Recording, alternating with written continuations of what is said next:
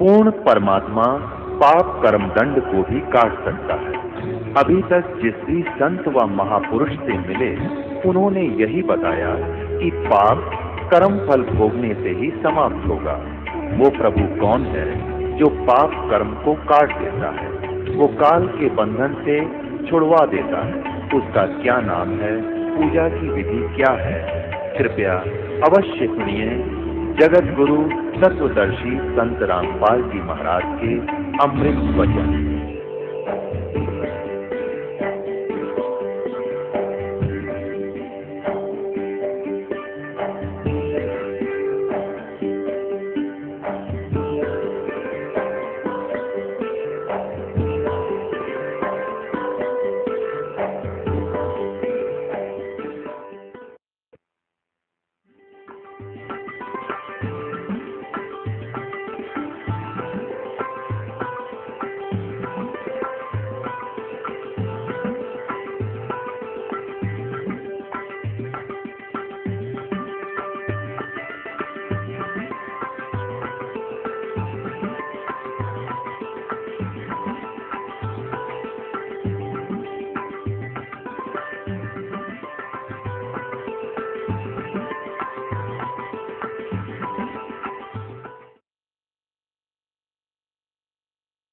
पलवल के आसपास के क्षेत्र के लोग पलवल को परवर बोलते हैं, परवर, और दड़िये को दरिया बोलते हैं, दरिया, रे को दे बोलते हैं। तो ये इस आधार से करियन है। अब ये स्पष्ट हो गया। तो पुण्यात्मा दास को वो मूल ज्ञान प्राप्त है और इस मूल ज्ञान को जिस दिन से दीक्षा देना शुरू किया उसी दिन से ये यही मंत्र दे रहा है, यही ज्ञान बता रहा है। आज सभी सहयोगी सदग्रंथ उन महापुरुषों के अमृतवाणी भी आज समर्थन दे रही है कि हम जो कर रहे हैं वो सही चल रहे हैं। ये ज्ञान अभी तक छुपाना अनिवार्य था। उन महापुरुषों को सख्त निर्देश थे भगवान के, और वो दृढ़ भगत थे, वो सच्चे भगत थे भगवान के। तो उन्होंने उस बात को दृढ़ता से पालन किया। नानक साहिब जी ने अपने पुत्रों को भी ये नाम नहीं बताए, केवल यही मंत्र बताए थे जो उन्होंने फिर आगे चल के छोड़ दिए, इस कारण से कि ये तो इन ब्रह्मा विष्णु महेश की पूजा ये हम नहीं करेंगे, ये पूजा नहीं है। यही बात भी गड़ रही है, क्योंकि हमें ज्ञान तो रहा ही नहीं। और इसके साथ साथ धर्म यज्ञ भंडारे शुरू करवाए थे। नानक साहिब जी के पास जब कोई संगत आती थी, ये स्वयं ही सबको भंडारा कराते थे, अपने खेतों में काम करते थे। लास्ट के 16 वर्ष ये अपने घर पर रहे, खेतों में कार्य जैसा कर सकते थे वो करते थे, भक्ति भी करते थे, आने वाले को उपदेश भी देते थे। तो ये इन्होंने इसलिए गुप्त रखा कि ये बताना नहीं किसी को, नहीं तो काल के दूत जैसे राधा स्वामी पंथ, ये धन धन सतगुरु पंथ, सच्चा सौदा सिरसा जगमाल वाली, जय गुरुदेव पंथ मथुरा वाला, आगरा वाला, ब्यास वाला राधा स्वामी, ठाकुर जी वाला राधा स्वामी, ये सब नकली पंथ हैं। इनके पास ये 2 अक्षर का मंत्र नहीं है, आदि नाम इनके पास नहीं। जैसे घट रामायण के अंदर तुलसी साहिब जी ने लिखा, हाथरस वाले ने, कि 500 नाम काल के जानो, जगदानी मन शंका आनो। 500 नाम काल जी व्याख्या, 6वां नाम गुप्त कर रखा। फिर बताया कि सतनाम ले सतलोक सिधाऊं, आदि नाम ले काल गिराऊं। अब सतनाम तो ये 2 अक्षर का, सतनाम ये 2 अक्षर का, जो अभी आपको नानक साहब जी के और मर्दाना और बाला की वार्ता में आपको बताया, ये हो सतनाम 2 अक्षर का। और इसके आसपास भी नहीं है ये सचखंड के गीत गाने वाले राधा स्वामी वाले पंथी। यानी इस विश्व में कोई भी इस मंत्र से परिचित नहीं। पुण्यात्मा इस दास के अतिरिक्त ये सत्कर मान लेना तुम, और कोई अधिकारी नहीं। यदि किसी से ज्ञान हो जाते ये अधिकारी नहीं देने के, इसलिए परमात्मा ने इन काल के दूतों से इसे बचाए रखने के लिए, अगर गुरु ग्रंथ साहिब में ये लिख दिया जाता तो महापुरुषों ने, जिन्होंने गुरु ग्रंथ साहिब को बनाया, सब वाणियों का, पवित्र अमृतमणि वाणियों का संग्रह किया, उस समय इन्होंने इस बात को मध्य नजर रखा कि कहीं ये ओम सोम का मंत्र, सतनाम 2 अक्षर का, और गुरु ग्रंथ साहिब में लिखा गया आने वाले भक्त इसको पढ़ेंगे और पढ़ेंगे तो गुरु जी की आज्ञा की अवहेलना होने से ये हानि को प्राप्त हो जाएंगे। जैसे मर्दाना के साथ कैसी भयंकर दुर्घटना होगी थी, वो मौत को प्राप्त हो गया था। तो इस मध्य नजर से उन्होंने जहाँ पर भी गुरु ग्रंथ साहिब के अंदर नानक साहिब जी की वाणी में ये मंत्र था, निकाल दी, वो वाणी नहीं रखी ग्रंथ साहिब में। इसके लिए नानक साहिब जी ने एक अच्छा प्रयत्न किया कि एक प्राण संगली बनाई और उसको एक राजा के पास सुरक्षित रख दी कि आप इसको सुरक्षित रखना और मेरा कोई सिक्खा हुआ उसको देना, नहीं तो किसी आम व्यक्ति के हाथ ना लगने देना, ये मेरी आत्मा है, आने वाले जीवों के लिए उद्धार होगा, संसार से पार करने का इसमें एक बहुत अच्छा मार्ग मैंने लिखा है, आम व्यक्ति के ये हाथ नहीं लगना। आप पुण्यात्मा फिर दिखाते हैं आपको थोड़ा सा रिहर्सल कि ये प्राण संगली जो है नानक साहिब जी ने लिखी और एक राजा के पास सुरक्षित रख दी। मर्दाना डूब गया होता इस मंत्र का जाप करने से। इस बात को मध्य नजर रखते हुए प्राण संगली को भी जल प्रवाह कर दिया गया था अर्जुन देव जी के द्वारा। जो गुरु अर्जुन देव जी थे पास में, जिन्होंने गुरु ग्रंथ साहिब को सब वाणियों को इकट्ठा करके जलित बना दिया, उसने इसको भी जल प्रवाह कर दिया था। देखिएगा अब इस पवित्र ग्रंथ के बारे में क्या कहा है श्री नानक साहिब जी ने प्राण संगली के बारे में। देखिएगा ये भाग 1 है, प्राण संगली प्रथम भाग। श्री गुरु नानक साहिब विरचित प्राणों का अपूर्व कवच, जो सूरत शब्द योग साधना में अमोघ तारों से रचा हुआ, काल कर्म काकृत विद्नों के गुरुमुखों का सुरक्षित का हितकारी, जिसको गुरुमुखी अक्षरों में गुरुमुखी अक्षरों से भाषा अक्षरों में सटीपण तैयार करके गुरु साहिब के संक्षिप्त जीवन चरित्र समेत संत संपूर्ण सिंह ने प्रेम प्रसाद रूप से अर्पण किया, जिसके मालिक वेलविडियर प्रेस इलाहाबाद ने अपने खर्चे से अपने यंत्रालयों में प्रकाशित किया। ये यहाँ से छपी, इसके देखना आवश्यक सूचना में गुरु नानक साहिब ने यह अपूर्व ग्रंथ प्राण संगली किस अवसर पर सिंगल द्वीप में वहां के परम भक्त राजा शिवनाभ जी को उपदेश करके बख्श दिया। और फिर उनकी 5वीं गद्दी के अधिकारी यानी गुरु अर्जुन देव जी ने, नानक साहिब जी की 5वीं गद्दी के अधिकारी गुरु अर्जुन देव जी ने उसे कैसे सिंगला द्वीप से मंगवाया तथा किस कारण से उसे गुरु ग्रंथ साहिब के संग्रह से अलग रखा, इसका वर्णन गुरु नानक साहिब के जीवन चरित्र में दूसरी यात्रा के आखिर के हिस्से में और टिप्पणकार के निवेदन में लिखा है। गुरु नानक साहिब ने इस अनमोल ग्रंथ का नाम प्राण संगली क्यों रखा, ये तो पक्के तौर पर वही कह सकता है जिसकी गति उनकी सी हो। कहते इसका नाम प्राण संगली क्यों रखा, इसके बारे में कोई बताओगा जो नानक जी जैसा इन सदग्रंथों के गुण रहस्य से परिचित हो, उन किसी उसकी गति हो, तो भी कुछ लखावा उसका उनके उस वतन से होता जो निज मुख से नानक साहिब ने बोले हैं, जो उन्होंने राजा शिवनाभ से कहा था, ये ग्रंथ मेरी देह है। नानक साहब जी कहते हैं ये मेरा शरीर है, ये मेरा स्थूल रूप समझना, प्राणों मेरी का संग्रह कहो कवच है, जगत समुद्र का ये पुल है, यानी संसार से पार होने का इसमें सही मार्ग लिखा मैंने। और ई प्राण संगली मैं तैनू बख्शी है, ई अजर वस्तु है, सो तय ही जरी है, यानी तू इसका अधिकारी है, तेरा विश्वास हुआ इसका मेरे इस ज्ञान का, इसलिए मैं तुझे बख्श दी है।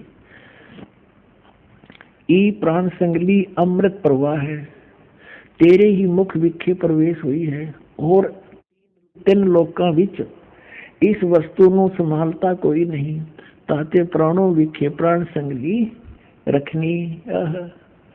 इस वचन से स्पष्ट होता है कि यह ग्रंथ प्राणों का संग्रह रूप है।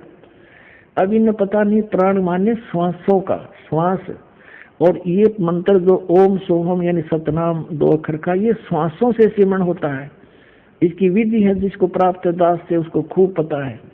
और नानक साहब ने खूब लिखा था इसमें, जिसने प्राण पिंड का ये तो लेखक की बात है, प्राणों में मन के निरोध का पूरा भेद लिखा है।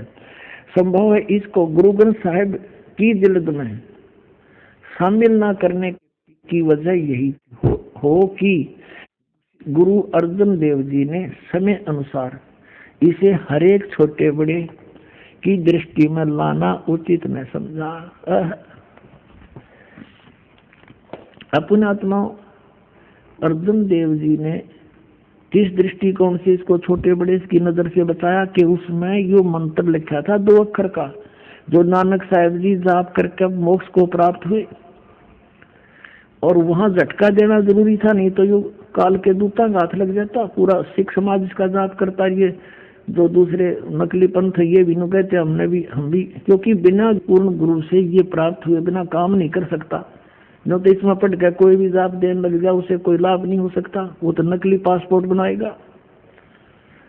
तो इन नकली पंथों जो काल ने कहकर चलाए थे कि मैं नकली पंथ चलाऊंगा, 12 पंथ करूं मैं साजा, नाम तुम्हारा ले करूं आवाजा, 12 पंथ नाम जो ले ही वो मेरे मुख में आन समाई। तो इसलिए इस दृष्टिकोण से 5वें गुरु अर्जुन देव जी ने इस ग्रंथ को गुरु ग्रंथ साहब ने शामिल किया, बल्कि इसको दरिया में प्रवाह कर देना उचित समझा। कहीं कोई पढ़ ले, कोई देख ले, गुरु जी की आज्ञा का अवहेलना हो जाए। देखना इसी के निवेदन में आपको दिखाता हूँ। ये वही प्राण संगली है, हम पढ़ रहे थे। अब ये तो आपने पढ़ा था आवश्यक सूचना, अब ये है निवेदन तुरंत ही।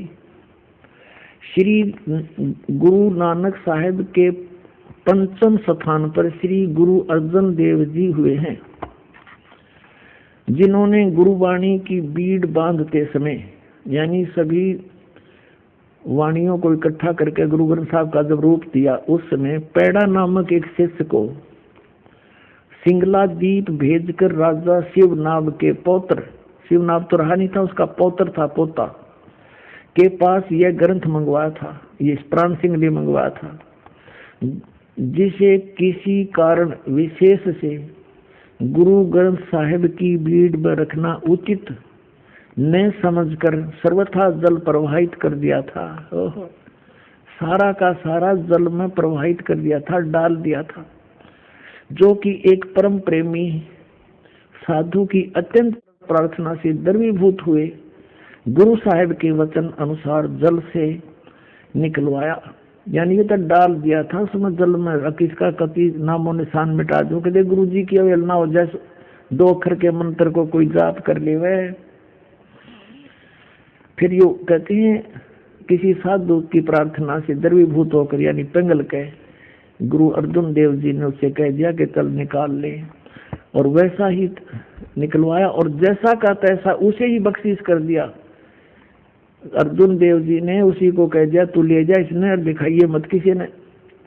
जिसका प्रसंग गुरु प्रताप सूरज प्रकाश नामक प्रमाणिक इतिहास की 3 राशिगत 32वें अंशों में लिखा है। अपने आत्माओं, इस प्राण संगली के अंदर 160 अध्याय थे, ये भी आपको बताता हूँ। ये प्राण संगली है और ये डॉक्टर जगजीत सिंह खानपुरी द्वारा इसका संपादन है। ये है publication bureau, Punjab university Patiala से। अब इसकी भूमिका में लिखा है, देखिएगा ये भूमिका में लिखा है, पहला संस्करण है, पहला संस्करण। इसमें क्या लिखा है कि प्रस्तुत प्राण संगली दा प्रकाशित रूप है योग अते विशेष तौर पे हठ योग अनुसार प्राणायाम दा, यही अपनी तरफ से लिखा है इसका, जो भी सोचा इसको। इसमें क्या लिखा है ये, अब हम भूमिका में देख रहे हैं, भूमिका देखें इसकी, हम अपने मतलब की बात पढ़ेंगे। इसमें लिखा है कि संत संपूर्ण सिंह ने, जिसको हिंदी वाला आपने पढ़ा, संत संपूर्ण सिंह ने देवनागरी लिपि विच इस संस्करण दा प्रकाशन किया। उस विच कुल 80 अध्याय शामिल हन और 80वें अध्याय के अंत ते इस दे कुल अध्याय 113 लिखे हैं और इस संख्या दी पुष्टि जन्म साखियां तो भी होंदी है, पर संत संपूर्ण सिंह ने 160 अध्याय दे होने दी संभावना वल संकेत किया है। अब कहने का भाव ये है कि इनमें से जो मूल थे वो निकाल दिए, जिनमें कंसेप्ट क्लियर था ये इस सतनाम के बारे में। फिर भी इसमें बहुत स्थानों पर, जैसे आपको सुबह भी दिखाया था, फिर दिखाते हैं, ये प्राण संगली भाग 2 के 103 पृष्ठ पर ये मंत्र स्पष्ट है, लेकिन इनसे गलती से रह गया, यो इनका समझ में ना आया, यो के लिखा है यहाँ पर। ये देखिएगा, ये प्राण संगली हिंदी वाली है, द्वितीय भाग, और इसके संपादक है वो संपूर्ण सिंह, जिसका पंजाब यूनिवर्सिटी वाले से भी संपर्क है। ये है संपूर्ण सिंह, भाषा टीकाकार संपूर्ण सिंह, तरन तारण पंजाब से। इसके 103 पृष्ठ पर आपको दिखाते हैं। 103 पृष्ठ पे है, राग भैरव है ये, महला पहले का। इसके अंदर यह देखना, कहते हैं साध संगत मिलिया मन माना और ना मैं ना ओम सोहम जाना।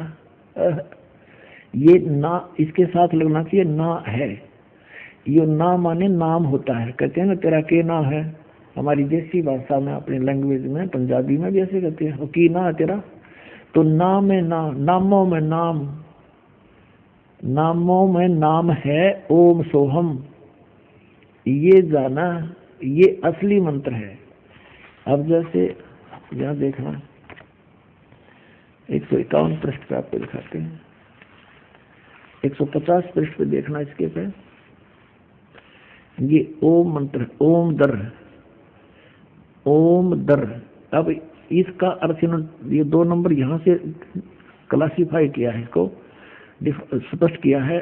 इस ओम को इन्होंने ओम ही सिद्ध किया है, ओम प्लस मदर, ओम से भाव ओंकार शब्द का है। तो यहाँ भी सिद्ध हो गया, अंडरस्टूड हो गया। ईसाई ओम यू लिख रखा है, देख 103 पृष्ठ पर। अब ये इनका समझ में ना आया कि ये हूँ करेंगे, इसने हूँ, ये था ओम, मालिक की दया हुई, गलती से इसके साथ जुड़ गया, इसके साथ जुड़ा होता कि ये काट देते, सोहम शायद रख लेते, तो परमात्मा की दया हुई। और कोई बात नहीं, अगर इसमें भी नहीं होता तो भी परमात्मा कहते हैं कहीं ना कहीं हमने अपनी सच्चाई को रखा ही है। कहते हैं चोर चुरावे तुमड़ी गाड्डा पानी में, वह गाड्डा वह ऊपर आवे, जो सच्चाई छनी ना।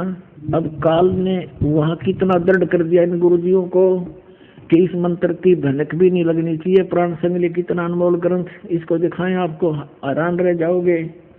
इसमें बहुत क्लियर लिखा है, बहुत जगह पर लिखा है। अपना आत्मा परमात्मा की सी कृपा होगी, ये सिख बच्चे ही इतने सियाने हो गए, ये अपने आप इन सदग्रंथों को जानने लगे, देखने लगे, लाल और लाडली की पहचान करने लगे। देखिएगा, ये प्राण संगली है पंजाबी वाली, वैसी हिंदी वाली में भी एज इट इज है। ये है प्राण संगली पटियाला यूनिवर्सिटी वाली है। इसके 614 पृष्ठ पर दिखाते हैं आपको, प्राण संगली प्रश्नोत्तर माला महला पहला। यहाँ क्या लिखा है ये देखिएगा कि अजप्पा जाप सोहम हंसा जान और सुन महल जाका स्थान। पूर्ण पुरुष निरंजन करतार, अगम पुरुष का ना ही सुमार। अच्छा आगे लिखा, नाम अमोलक सतगुर ते पाया। नानक साहब जी कहते हैं ये अनमोल नाम जो है मैंने ये 2 अक्षर का सतगुर से मिला और अनहत सुन मही जाय समाया। फिर कहते हैं सोहम हंसा जप माला और जपत जपत दीन दयाला। फिर यहाँ क्या लिखा है, इसमें लिखा है आवन जान रह सुख पाई, नानक घट घट नदरी आई।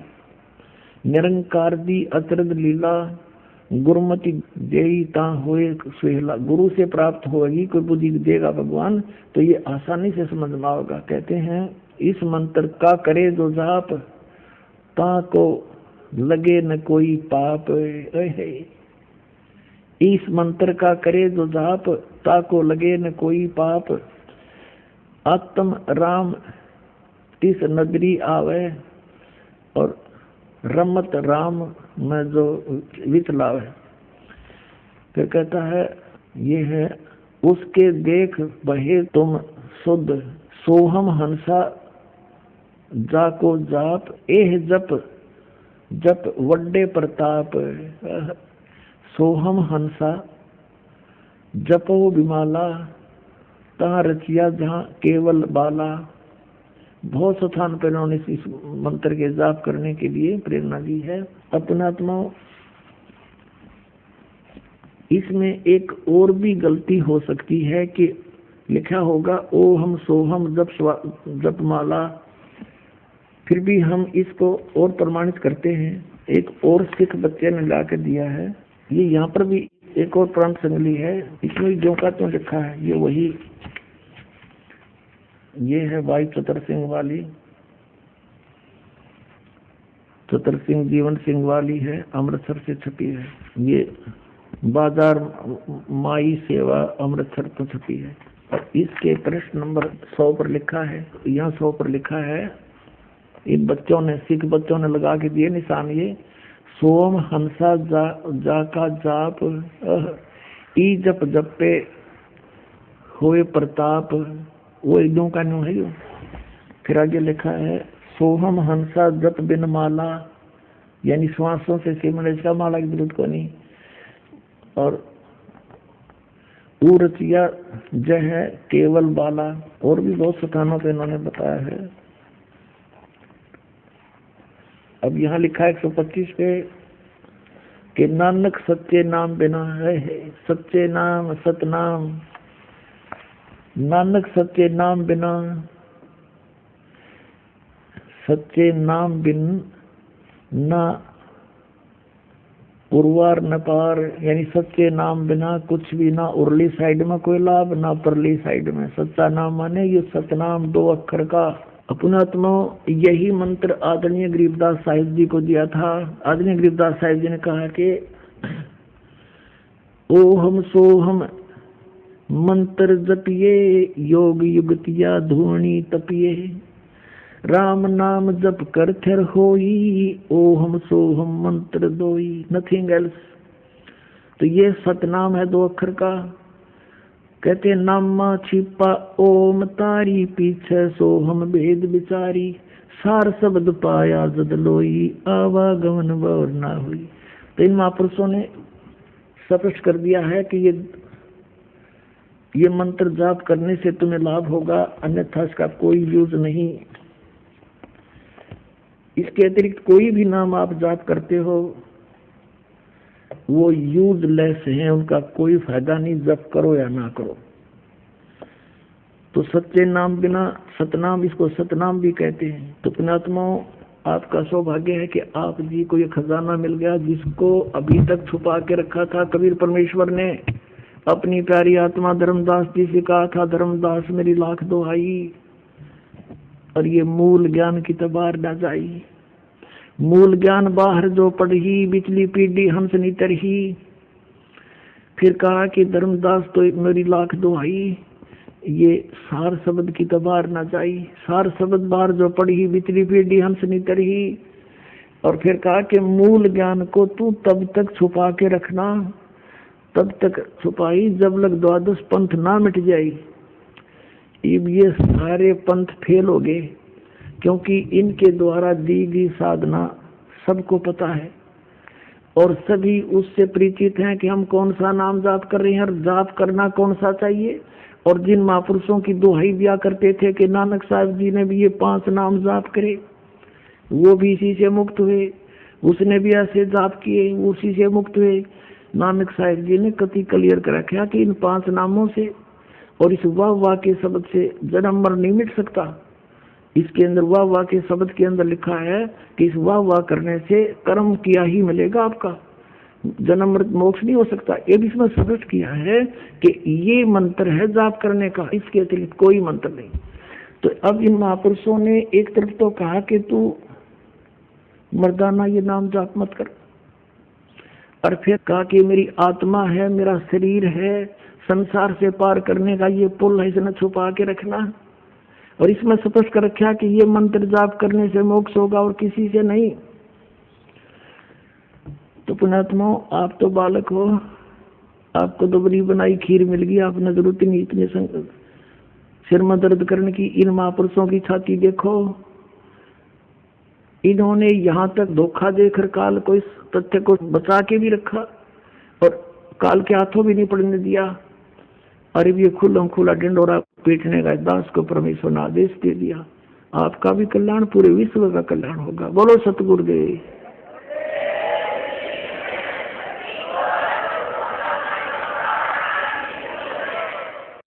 आइए अब हम उन श्रद्धालुओं के अनुभव जानते हैं जो जगत गुरु तत्वदर्शी संत रामपाल जी महाराज जी से दीक्षा प्राप्त कर चुके हैं तथा उनके द्वारा बताए गए भक्ति मार्ग पर चल रहे हैं। क्या शुभ नाम है जी आपका? मेरा नाम जितेंद्र सिंह अहलूवालिया है। कहाँ से आए सर आप? मैं पूना से आया हूँ, महाराष्ट्र से। क्या काम करते हैं आप? मैं एक इंडस्ट्रियलिस्ट हूँ, फैक्ट्री है मेरी पूना में। हम लोग जो ट्रेलर्स वगैरह होते हैं, कंटेनर्स होते हैं, वो बनाते हैं। संत रामपाल जी महाराज की शरण में आने से पहले कौन सी भक्ति करते थे आप? हमारे घर में शुरू से ही संतों का आना जाना काफ़ी था, तो मैं एक सिख होने के नाते गुरुद्वारे भी जाता था, लेकिन एक संत जी के भी शरण में मैं हमेशा बचपन से रहा हूँ, जो कि शिव जी की भक्ति करवाते थे। मुझे उन्होंने ओम नमो शिवाय नाम दिया हुआ था, और अब मान के चलिए ये जो जीवन है, जब हमने ये ज्ञान सतगुरु रामपाल जी महाराज से प्राप्त हुआ, तो उसके बाद ये पता चला कि जो जीवन है वो एक सुख और दुख में चलता है। जब हमारे पुण्य कर्म होते हैं तो काफ़ी सुख मिलते हैं, और जैसे ही हमारे पाप कर्म शुरू हो जाते हैं तो दुख की शुरुआत हो जाती है। तो जिन संतों से मैंने वो नाम लिया था, वो नाम की क्या ताकत थी, वो आज मुझे इस ज्ञान से पता चला है। उसकी कोई ताकत नहीं थी। क्यों? क्योंकि मैं हर रोज़ का मेरा नियम ये था कि मैं जब घर से निकलता था, गुरुद्वारे जाता था, मत्था टेकता था। वहाँ से मेरी फैक्ट्री करीब करीब 1 घंटे दूर थी। आधे घंटे का सफ़र मैं सतनाम वाहिगुरु का जाप करता था, और आधे घंटे उसके बाद में मैं ओम नमो शिवाय का जाप करता था। और जब मैं फैक्ट्री पहुँचता था, उसके बाद देखता था कि दोनों कोई काम नहीं कर रहे हैं। उल्टा हर रोज़ मेरा नुकसान ही नुकसान होता जा रहा है। और एक समय ऐसा आ गया कि मैं टोटल ही स्क्वायर में फंस गया। ऐसा फंसा कि मुझे कुछ नहीं समझ आ रहा था कि मैं क्या कर सकता हूँ अभी। वो फंसना ऐसे था कि मेरा घर, मेरी फैक्ट्री, सभी कुछ बैंक के ताबे में हो चुकी थी। लोगों का, क्रेडिटर्स का बहुत सारा देना सिर पे कर्ज बन गया। ऐसी हालत हो गई, ऐसी स्थिति हो गई कि ना तो मैं घर में रह पा रहा था और ना मैं फैक्ट्री जा पा रहा था। ऐसी दुविधा में फंसा। तो मैं क्या बताऊं कि मतलब वो दुख, वो समय मैं मतलब बयान नहीं कर सकता कि क्या दुख था वो। बोलते हैं ना, जिस तन लागे सो तन जाने। इतना भयंकर वो समय था, जिसके कारण सिर्फ यही नहीं था कि सिर्फ वो आर्थिक स्थिति खराब हो रही थी, शरीर पूरा खराब हो रहा था। घर वालों को कईयों ने बताया कि इसके ऊपर कई बाहर की चीज़ें भी कर रखी हैं, जिसके कारण ये शायद पूरा मेंटली डिस्टर्ब हो जाएगा, मेंटल हो जाएगा। कई संतों ने भी बताया कि हमारे घर में संतों का काफ़ी आना जाना रहता था। कईयों ने ये भी बताया कि ये वाकई में ये मेंटल हो जाएगा, ये नहीं रह पाएगा। तो इसके चलते मैंने एक दिन फिर उन संतों के पास गया और उन संतों से जाके मैंने काफ़ी चर्चा की। आखिरी में उन्होंने मुझे ये कह दिया कि ये तो ब्रह्मांड है, ब्रह्मांड में तो ये दुख सुख तो चलते हैं, ये तो भुगतने पड़ते हैं। मैं बड़ा तड़फा, मैं आया और अपनी मदर के भाव में लपेट के मैं रोया, बहुत रोया। मैंने बोला मुझे नहीं पता क्या है ये, क्या ब्रह्मांड है और क्या स्थिति है, मुझे कुछ समझ में नहीं आ रही है।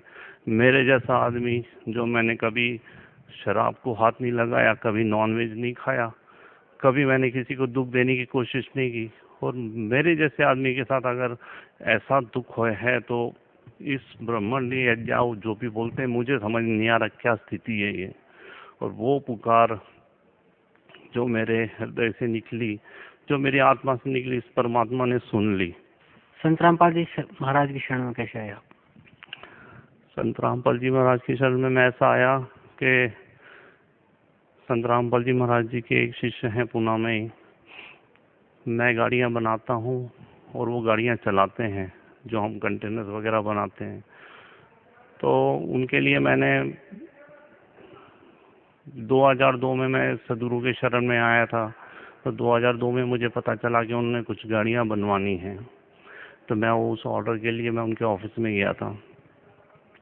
उनका नाम रविंदर दास है। तो मैं उनके ऑफिस में जाके बाहर बैठा हुआ था। वो इतने में फिर मुझे उन्होंने अंदर बुलाया तो मुझे उन्होंने देखा। मैं करीब 3 साल के बाद उनको मिला था। उसके पहले 3 साल पहले उन्होंने गाड़ियां बनवाई थी। तो उन्होंने मुझे कहा कि जितेंद्र जी क्या हो गया, आपका चेहरा एकदम मतलब आपका पूरा ही रूप बदली हुआ है, क्या हो गया आपको ये। मैंने मतलब वहाँ पे मुझसे रहा नहीं गया। मैंने पूरी अपनी स्थिति बताई कि मैं किस तरह से फंस चुका हूँ और मेरे साथ क्या क्या बीत रहा है। आज मैं दोपहर के 2-2:30 बजे गया था। उन्होंने मुझे पूरा इस परमात्म ज्ञान का पूरा उन्होंने चीज़ समझाई। हमको वहाँ बैठे बैठे रात के 10:30-11 बज गए और मुझे समझ में आ गया कि यहाँ पर कोई चीज़ है, ये जो ज्ञान बता रहे हैं इसमें कुछ मतलब अंदर से आत्मा ने पूरी उस चीज़ को पकड़ लिया कि यहाँ पर कुछ ना कुछ बात बन जाएगी। क्योंकि इसके पहले भी मैंने कोई जगह नहीं छोड़ी, ना कोई मंदिर छोड़ा, ना कोई मस्जिद छोड़ा, ना कोई संत छोड़ा। हर एक के पास जाके मुझे फैमिली वाले भी ले जाते थे, क्योंकि मेरी तो मेंटली स्थिति इतनी ख़राब थी कि मुझे समझ में नहीं आता था कि क्या करूं। तो मुझे हर जगह ले जाते थे। तो जब मुझे ये ज्ञान पता चला तो मुझे लगा कि मैं तो वैसे दुख ही में काफ़ी था। मैं तो अपना दुख ही निवारण करने की कोशिश कर रहा था, ज्ञान को एक साइड में समझ रहा था, लेकिन मुझे ज़्यादा ये था कि मेरा दुख निवारण हो जाएगा इससे। मैंने उनसे कहा मुझे पूरा एड्रेस दीजिए सब। मैंने अगले दिन की टिकट की कोशिश की, वो नहीं मिली। उसके अगले दिन की मिली। मैं करोथा आश्रम पहुंच गया। करोथा आश्रम पहुंचने के बाद में जो मुझे सदगुरु के दर्शन हुए और जो मैंने वहाँ पे सब चीज़ें समझी, मैं वो दिन गया और ये दिन आया। मैंने पीछे अपने जीवन में कभी दुख नहीं देखा। फिर मेरे साथ बहुत कुछ होता था। जिस दिन मैं ट्रेन में बैठा था उस दिन भी हमारे फैक्ट्री में एलपीजी की पाइप को आग लग गई थी। आग लगते हुए पूरी आग चलते हुए पूरे सिलेंडर की तरफ बढ़ रही थी। सारे वर्कर्स वगैरह बाहर निकल गए थे। और फिर मुझे वहाँ से फ़ोन आया जब मैं करोता आश्रम में था कि वो आग एकदम सिलेंडर के पास जाके अपने आप बुझ गई। मैंने सदगुरु के शरण में दंडवत मार के कहा, गुरुजी आए दिन कुछ ना कुछ होता रहता है, बहुत मुसीबत है। मैं बहुत दुखिया रहा था उस समय। मुझे कुछ समझ में नहीं आ रहा था क्या करूं। परमात्मा ने सिर पे हाथ रख के बोला, बेटा ये आखिरी था, इसके बाद कुछ नहीं होगा, अभी ये आखिरी था बेटा। और मैं आज बताता हूँ, वो 2002 और आज 2012, मुझे कुछ कोई कोई हमारे यहाँ पे कोई मुश्किल नहीं, कोई तकलीफ नहीं, कुछ नहीं। इतना शांत वातावरण कर दिया है आसपास में, क्योंकि ये जब तक हमारे वातावरण शांत नहीं होगा हम भक्ति क्या करेंगे, हम क्या परमात्मा को पहचानेंगे। हमारे आसपास में आग लगी हो और हम क्या भक्ति कर सकते हैं। इसके लिए परमात्मा ने पूरा शांत कर दिया और पूरी भक्ति करवाई। फिर मुझे समझ में आया कि मेरा दुख जो मेरे लिए वरदान बन गया। तो परमात्मा कहते हैं कि उस सुख के माथे पत्थर पड़ो जिससे नाम हृदय से जाए, और ऐसे दुख के मैं बलिहारी जाऊं जो पल पल नाम रटाए। उस नाम मेरे लिए वरदान बन गया। मुझे यहाँ पर आके पता चला कि वो मुझे दुख ही था जो मेरा यहाँ पे वरदान बन के और मुझे मोक्ष का मार्ग मिल गया। ये भक्ति जो है, ये मैंने कभी जिंदगी में भी नहीं सोची थी कि ऐसा भी होता है कि हम ऐसे जीवित में ऐसी भक्ति करते हैं। और ऐसे पर हम तो सोचते थे कोई ऋषि मुनि लोग ही ये सब पा सकते हैं, हम तो एक मनुष्य हैं बस। हमारा तो ऐसा ही गुरुद्वारे में जाना, मंदिरों में जाना, माथा टेकना और ऐसा ही जीवन निकल जाएगा। सर, संत रामपाल जी महाराज से नाम उपदेश लेने के बाद आपको क्या क्या लाभ मिला? बहुत लाभ हुआ है। जैसे एक तो मैंने आपको अपनी आर्थिक स्थिति का बताया, फिर आर्थिक स्थिति में मैं आपको बता सकता हूँ कि ऐसे ऐसे जिसको लोग चमत्कार बोलते हैं या जो भी बोलते हैं, लेकिन इंसान पे जब दुख होता है ना, उसको समझ में आता है कि वो कष्ट कैसे निकला जाए। अभी हम लोग कंटेनर्स बनाते हैं। 2010 में एक बार ऐसा हो गया कि हमने कुछ 28 गाड़ियों के ऑर्डर्स लिए थे। करीब करीब 3-4 करोड़ का वो माल था पूरी गाड़ियों का, और गाड़ियाँ बनी और हमने टाटा मोटर्स के पार्किंग में भिजवा दी। उसके बाद में कस्टमर का हमें फ़ोन आया कि गाड़ी आपने 15 फीट 4 इंच बना दी है, जो कि आपने 15 फीट बनानी थी। मेरे पैरों नीचे जमीन निकल गई। मैंने बोला ऐसा कैसे हो सकता है? बोला नहीं, मैं गाड़ी के पास खड़ा हूँ, हमने टेप लगाया हुआ है, हम देख रहे हैं यहाँ पर। मैं बोला ठीक है, मैं अपनी पूरी टीम को भेजता हूँ वहाँ पे, वो आके चेक कर लेंगे पूरी, हम देखते हैं कहीं क्या प्रॉब्लम है। मैंने सतगुरु जी से, संत रामपाल जी महाराज से एक उनके बारे में सुना था। उन्होंने बताया था कि उनके घर में उन्होंने जो उनकी खिड़की के ऊपर में एक जाली लगाई थी, तो वो जाली कम थी और बाद में वो जाली बढ़ गई थी। मैंने मन ही मन प्रार्थना की, हे मालिक, अगर आप जाली बढ़ा सकते हो तो मेरी गाड़ी भी 4 इंच छोटी कर दो मालिक, बहुत बड़ा नुकसान हो जाएगा।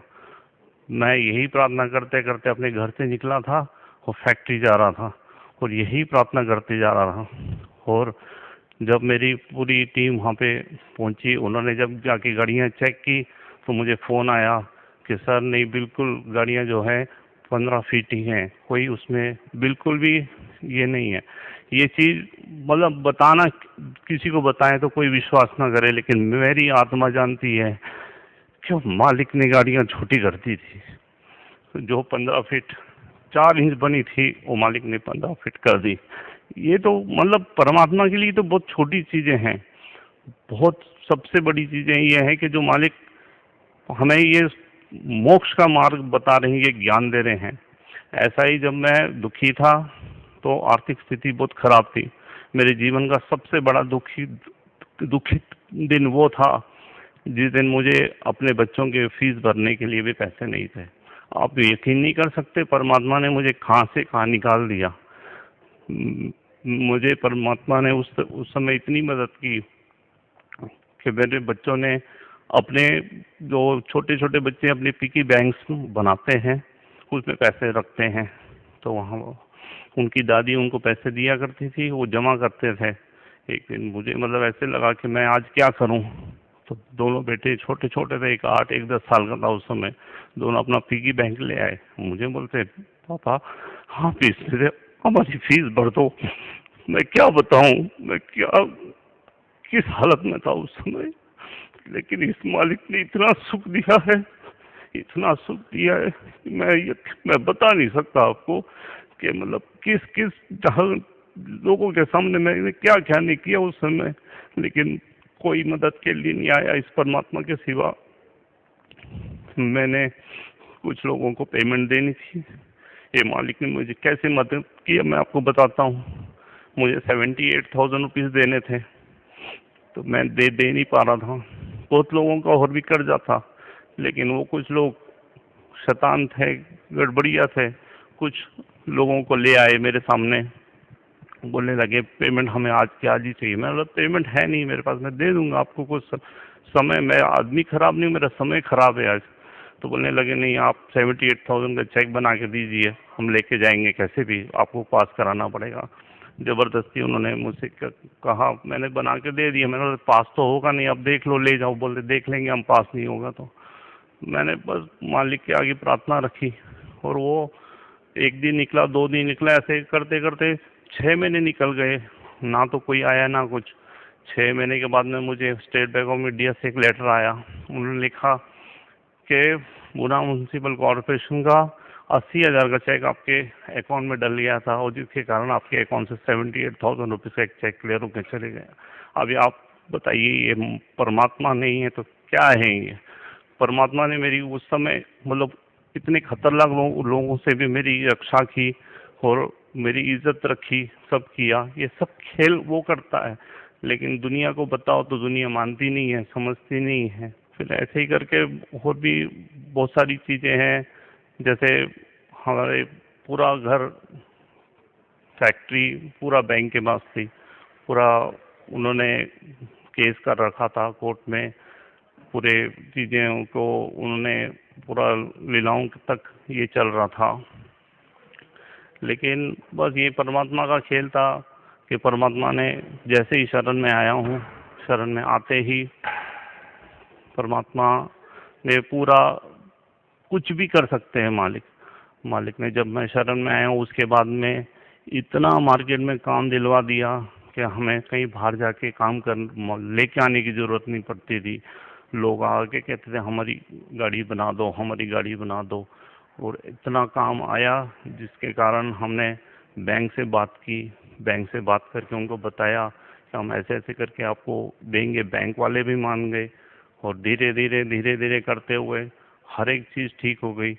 आज परमात्मा ने बहुत ही सुख दिए हैं, और अब मैं मतलब माइनस से भी नीचे था, वो वहाँ से मुझे आज यहाँ परमात्मा ने अपने चरण कमलों में रखा हुआ है। मतलब इतना सुख दिया है कि मैं आपको, मेरे पास कोई वर्ड्स नहीं है कि जिससे मैं आपको उस डिस्क्राइब करके बता सकूं। जितेंद्र जी, भक्त समाज को आप क्या संदेश देना चाहते हैं? मैं यही संदेश देना चाहता हूं कि अभी आप देखिए, मेरे जैसा आदमी जो कभी किसी को दुख नहीं देता था, नॉन वेज नहीं खाता था, ड्रिंक्स नहीं पीता था, और सुबह शाम हमारे घर में संतों का आना जाना रहता था, और गुरुद्वारे जाना था, मंदिर जाता था, सब करता था। मेरे साथ क्या हो गया? तो ये क्या है, यहाँ पे बस यही है कि हम अपने सब कर्मों के ऊपर चल रहे हैं। हमारे जितने पुण्य होंगे उतने हमको बस अच्छा उस समय मौज होगी, छाया रहेगी। जैसे हमारे पाप कर्म स्टार्ट हो जाएंगे, हमें धूप मिलेगी, हमें सेक मिलेगा, इतनी हीट मिलेगी आप अपने आप को नहीं पहचान पाओगे। तो हमें आज जो सदगुरु रामपाल जी महाराज ऑथेंटिक प्रूफ्स के साथ में हर ग्रंथ को बता रहे हैं, हर शास्त्रों को बता रहे हैं, हमें किसी को भी पूछने की जरूरत नहीं है। हमें बस इतना करना है कि आज जो वो टीवी चैनल्स पे बता रहे हैं, जो उनके सीडीज बनी हुई आप वो देख सकते हो, उनकी किताबें वो देख सकते हैं। हमें किसी को मत पूछिए, आप हमारा भी मत सुनिए ना, लेकिन इतनी बेनती है कि आप ये सिर्फ अपना थोड़ा सा समय निकाल के और इस चीज पे गौर करिए, और फिर 110% आपको बताते हैं कि इसमें कोई शंका नहीं मिलेगी, आपको कोई डाउट्स नहीं रहेंगे, हर चीज आपकी क्लियर हो जाएगी, और आप परमात्मा पा सकते हैं, आप मोक्ष प्राप्त कर सकते हैं। इतना गारंटेड मार्ग है ये। जितेंद्र जी, आप बता रहे थे कि आप सतनाम वाहेगुरु जी का जाप करते थे, तो ये सतनाम वाहेगुरु जी क्या है? सतनाम वाहिगुरु जी, मुझे सदगुरु रामपाल जी महाराज के शरणों में आने के बाद में इसका मतलब समझा कि मैंने कितना जाप किया उसका। और उसका असली में मतलब ये है कि जब ये गुरु नानक देव जी को जब कबीर साहिब जी सचखंड लेके गए थे, और वहाँ पे जाने के बाद में गुरु नानक देव जी ने ये कहा था कि मुझे यहीं रहने दो, मुझे वापस मत भेजो उस काल के लोग में। तो कबीर साहिब जी ने बोला था, नहीं, आपको हम विधि बताएंगे, आपको विधि वक्त आना है, मैं वहाँ पे आपको मिलूंगा, गुरु रूप में मिलूंगा, आपको सतनाम दूंगा, फिर आपको फिर मोक्ष प्राप्त होगा और आप आ सकते हैं।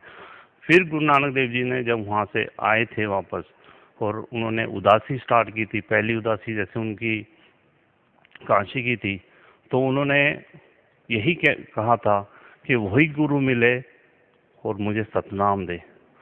सतनाम वाहिगुरु मतलब वही गुरु मिले मुझे और वही सतनाम दे मुझे, जिससे कि मेरा मोक्ष हो। असली में इसका मतलब ये कोई नाम वगैरह नहीं है, ये गुरु नानक देव जी से मुख से निकले हुए ये शब्द हैं, जिससे कि वो मोक्ष प्राप्त कर सकते थे उसके द्वारा। ये कोई नाम जपने का नहीं है, ये वो गुरु को ढूंढ रहे थे, उस सच्चे गुरु को ढूंढ रहे थे, जिससे कि उनको सतनाम प्राप्त हो सके। तो क्या आपका मानना है कि कबीर परमात्मा ने, गुरु नानक जी जो थे उनके पूज्य गुरुदेव कबीर परमात्मा ही थे? बिल्कुल, इसमें कोई डाउट ही नहीं है। उनको बई नदी के ऊपर आके मिले हैं। आज हर सिख जानता है बई नदी की साखी क्या थी, सब जानते हैं। बई नदी के ऊपर आके जिंदा महात्मा के रूप में उनको मिले थे, और इसी रूप में कबीर साहिब जी हर संतों को मिले हैं, जिनको भी उस समय वो गरीबदास जी को लेके गए या धर्मदास जी को लेके गए, जिनको भी मिले हैं वो जिंदा महात्मा के रूप में मिले हैं। और गुरु नानक देव जी को भी उसी रूप में वो मिले थे, और उसी रूप में उन्होंने उनके साथ में वार्तालाप की थी।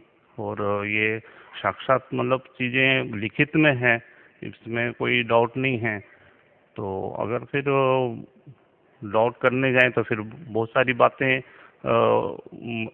मनमुखी करें तो कर सकते हैं, लेकिन ऑथेंटिकली तो जब तक हम नहीं देखेंगे तो कोई भी मानेगा नहीं। इसलिए ये ऑथेंटिक प्रूफ्स हैं, लिखित में हैं, सब चीज़ें सामने दिखाई देती हैं। और देख के भी अगर कोई अनजान पुना करे तो फिर तो वो परमात्मा पाना ही नहीं चाहता, वो लोगों को भटकाना चाहता है।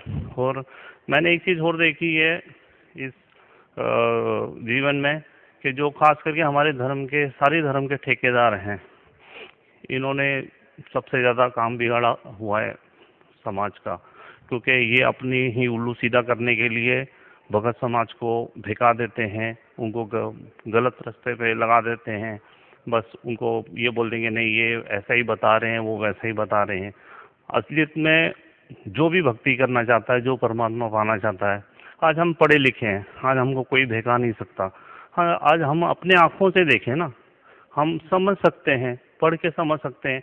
हमको ज़रूरत नहीं इतने मोटे मोटे ग्रंथ खोल के पढ़ना। आप संत रामपाल जी महाराज की सत्संग आता है, वो सुनिएगा, बिल्कुल निष्पक्ष होकर सुनिएगा, और फिर देखिएगा आप हर एक चीज़, हर ग्रंथ उन्होंने सामने रखा हुआ है। हम देख सकते हैं ना, और देख के भी अनदेखा करें तो फिर हम भक्ति नहीं करना चाहते।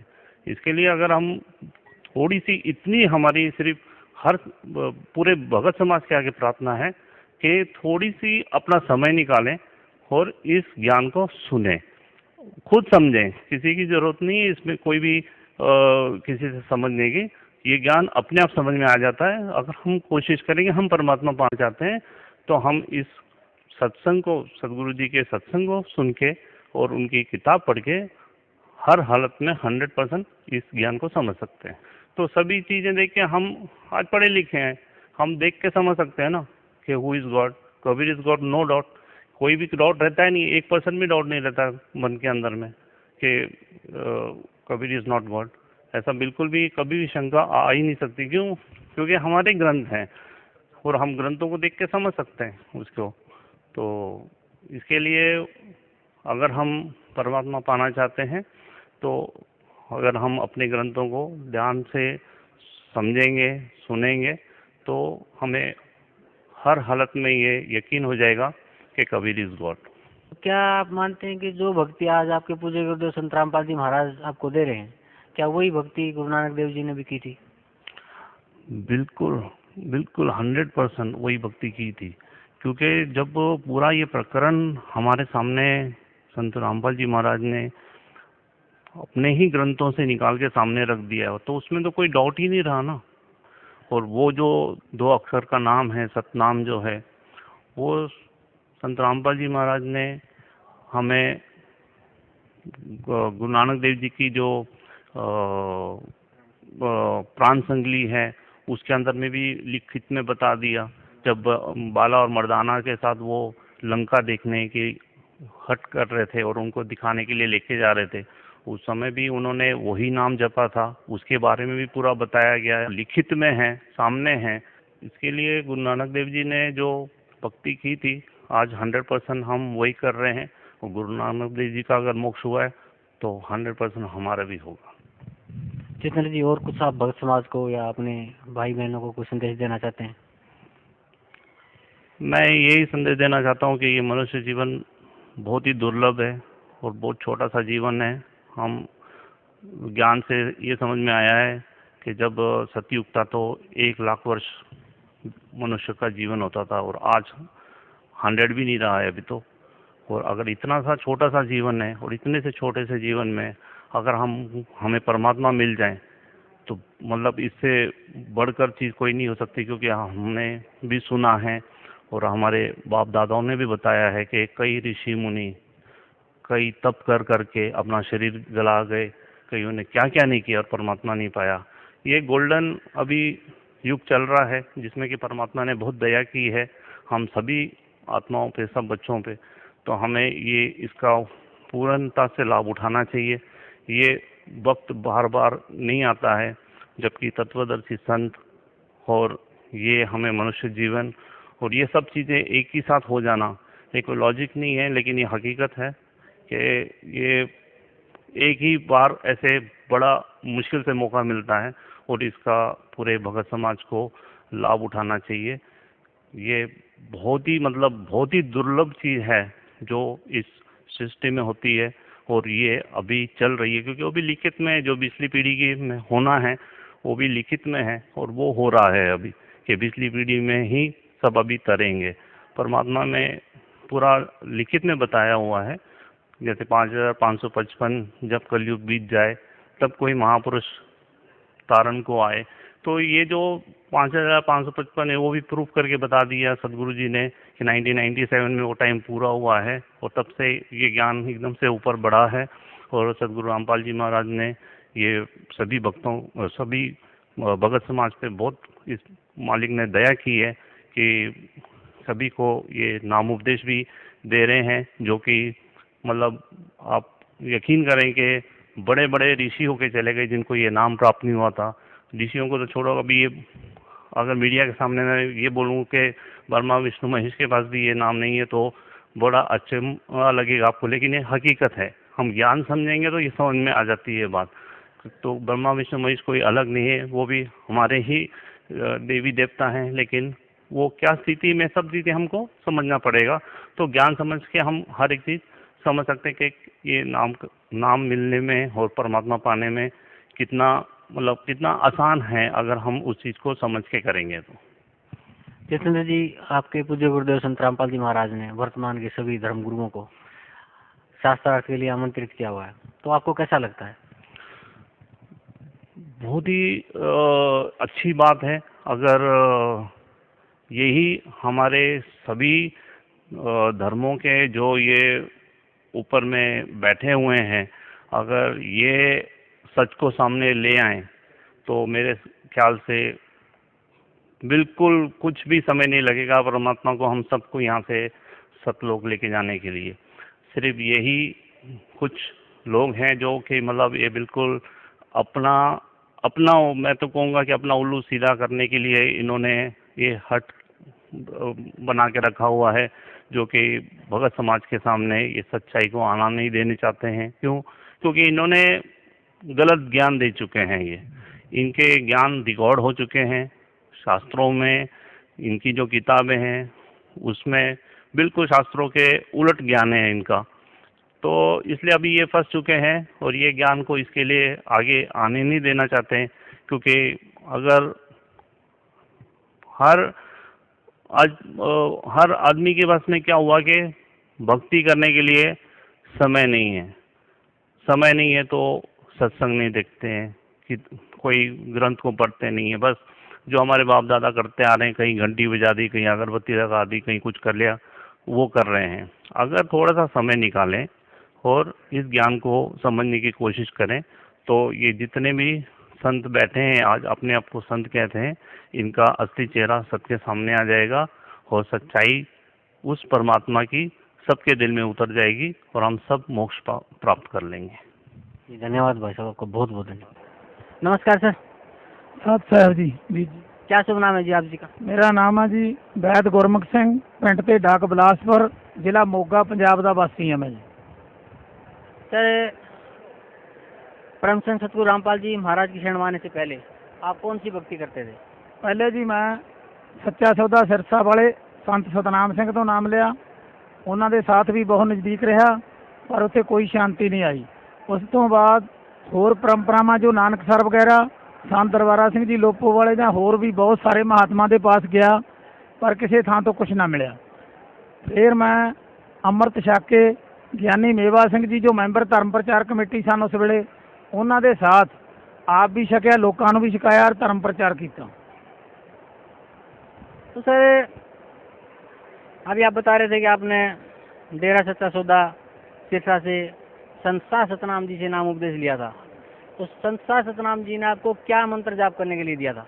उन्होंने दिता सी जी सतपुरुष निरंकार अकाल मूर्त अविनाशी शब्द स्वरूपी राम। तो ये जो मंत्र आप बता रहे हैं, इस मंत्र का जाप आपने कितने दिन तक किया? 21 साल तक जी, सन 73 तो 94 तक। सर 21 साल तक आपने इस मंत्र का जाप किया, आपको क्या लाभ मिला इसका? कुछ भी लाभ नहीं मिला जी। फिर सर आप परम संत सतगुरु रामपाल जी महाराज की शरण में कैसे आए? वो ऐसे बात है जी कि मैं इधर किसी कंमकार दे विच आया ते उधरों आउंदा आउंदा मैनू अखबार मिल गया। अखबार पढ़ के मैं 6 अक्तूबर 2004 ਨੂੰ सत्संग सुनन आ गया ਤਾਂ ਉੱਥੇ सतगुरु रामपाल जी महाराज जी ਦਾ ਬੰਦੀ ਛੋੜ जी ਦਾ सत्संग सुनिया और ਉੱਥੋਂ मैनू पता लग्या जो कि मैंने पहले खोज करी सी कि जो गुरु नानक देव जी ने नाम जपया, नाम जपण तो बगैर कदे पूर्ण मुक्ति नहीं हो सकती। नाम एक बीज है, नाम जे बीज जैसा कि असी कोई चीज़ बीजांगे ਉਹੀ ਉਹ ਸਾਨੂੰ फल मिलूगा। जैसे कि फरीद साहब जी कहते हैं कि फरीदा ਲੱਭੇ ਦਾਖ ਬਜੌਰੀਆਂ ਕਿੱਕਰ ਬੀਜੇ ਜੱਟ ਹੰਡੇ ਉਨ ਕਤਾਏ ਦਾ ਪੈਂਦਾ ਲੋੜੇ ਪੱਟ। ਕਿ ਜੱਟ ਬੀਜਦਾ ਤਾਂ ਹੈਗਾ ਕਿੱਕਰਾਂ, ਫਲ ਭਾਲਦਾ ਹੈ ਬਜੌਰ ਦੇਖਦੀਆਂ ਦਾਖਾਂ। ਉਧਰੋਂ ਭੇਡਾਂ ਦੀ ਉੱਨ ਕੱਤਦਾ ਪਰ ਪਹਿਨਣ ਵਾਸਤੇ ਭਾਲਦਾ ਰੇਸ਼ਮ। ਸੋ ਇਸ ਕਰਕੇ ਜੋ ਨਾਮ ਹੈ ਉਹ ਪੂਰਨ ਸੰਤ ਗੁਰੂ ਤੋਂ ਮਿਲਦਾ ਹੈ और पूर्ण नाम ही पूर्ण बीज है। नाम नाल ही पूर्ण मुक्ति हो सकती है और सतलोक जाया जा सकता है। फिर आके मैंने जी परम संत सतगुरु रामपाल जी महाराज जी तो 6 अक्तूबर 2004 वाले दिन प्रथम मंत्र प्राप्त किया और फिर 4 महीने बाद दूसरा और फिर सतगुरु रामपाल जी तो मतलब 8 दिसंबर 2011 ਨੂੰ दास ਨੂੰ और दास ਦੇ ਗੁਰ ਭਾਈ ਲਾਭ ਸਿੰਘ ਨੂੰ ਦੋਹਾਂ ਨੂੰ सानू सारनाम मिलिया और सानू पूर्ण मुक्ति की आस हुई। तो बिल्कुल क्लीयर बात है कि सतगुरु रामपाल जी महाराज पूर्ण संत हैं और क्योंकि इन्हां दे उत्ते वो सारियां बातां टुकदियां जो गुरु ग्रंथ साहिब दे विच साहिब श्री गुरु नानक देव जी कह के गए है, जिवें कि सतपुरुष जन जाणिया सतगुर तिसका नाओ तिन ही के संग सिख उधरे नानक हर गुण गाओ।